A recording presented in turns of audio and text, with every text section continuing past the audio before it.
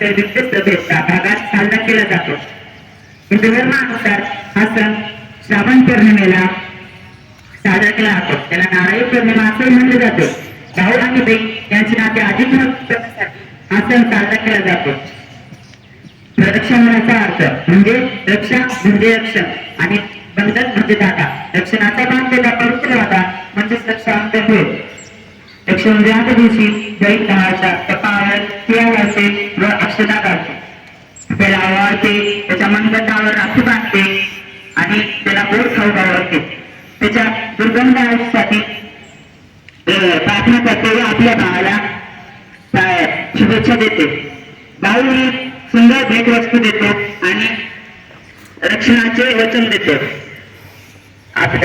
पूर्ण जगामध्ये सर्व नात्यांमध्ये भाऊ आणि बहीण यांचे नाते पवित्र मानले जाते.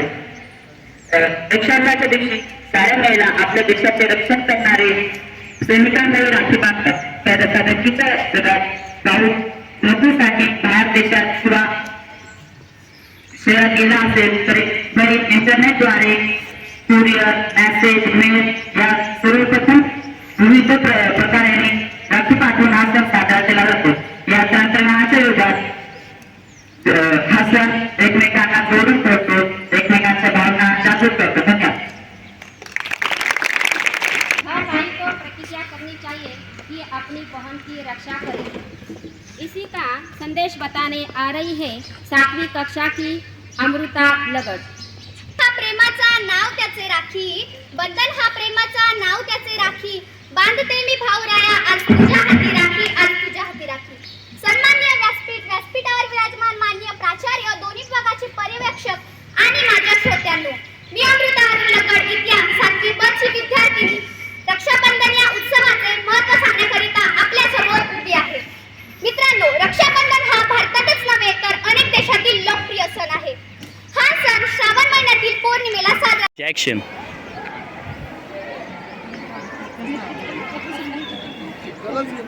खालीवर करा ना.